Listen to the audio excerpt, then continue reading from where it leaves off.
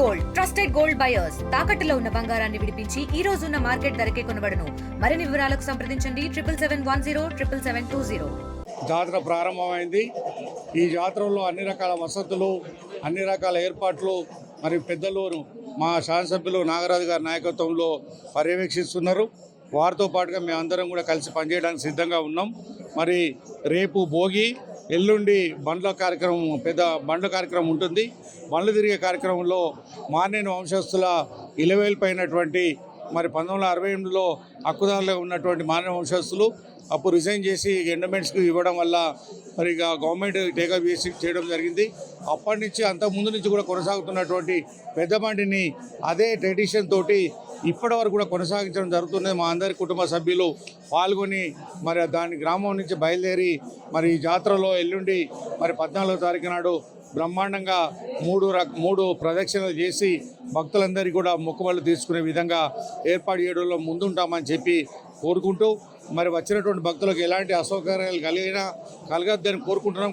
ఒకవేళ కలిగినట్టయితే ఉంటే మేము దగ్గరుండి మరి మా పాలక మండలి కూడా ఏర్పాటు చేయడం జరిగింది. కమ్మగోని ప్రభాకర్ చైర్మన్గా మరి మిగతా డైరెక్టర్లు అందరూ కూడా వాళ్ళతో పాటుగా మేమందరం కూడా ఉండి భక్తులకు ఎమ్మెల్యే గారి ఆదేశానుసారం అందరూ కూడా మరి రిసీవ్ చేసుకొని ఈ జాతరను సక్సెస్ చేసే విధంగా మరి 3 రోజులే కాదు ఉగాది వరకు కూడా ఈ జాతర కొనసాగుతూ ఉంటుందని అందరూ కూడా పెద్ద ఎత్తున వచ్చి దర్శించుకోవాలని మరి భక్తులందరికీ విజ్ఞప్తి చేస్తున్నాం. మల్లన్న జాతర ప్రారంభం జరిగింది.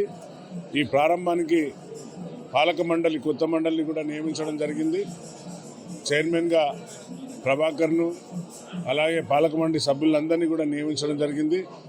అందరితో కోఆర్డినేట్ చేసి ఈ యొక్క జాతరను సక్సెస్ఫుల్గా చేసేటట్టు, భక్తులకు ఎలాంటి అసౌకర్యాలు కలగకుండా అన్ని విధాల వసతులు ఏర్పాటు చేసినాం.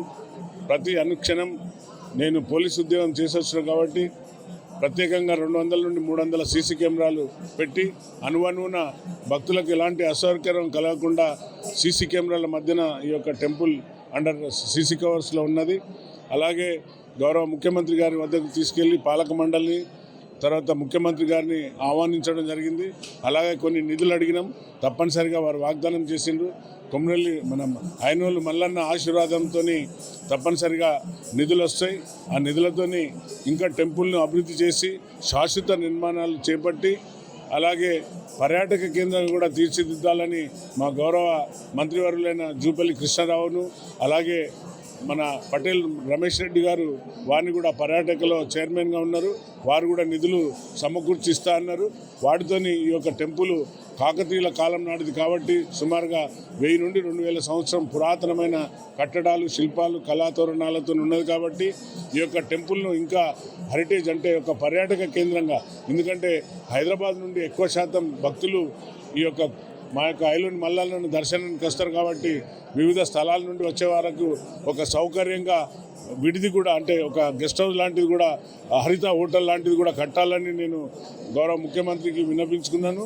తప్పనిసరిగా వచ్చే సంవత్సరం నాటికి కొన్ని శాశ్వత నిర్మాణాలు చేపించి భక్తులకు ఇంకా సౌకర్యంగా ఉండే విధంగా, అలాగే ఇక్కడ ఎలాంటి లెటర్లు కానీ ఫైరోలు కానీ జరిగాయి.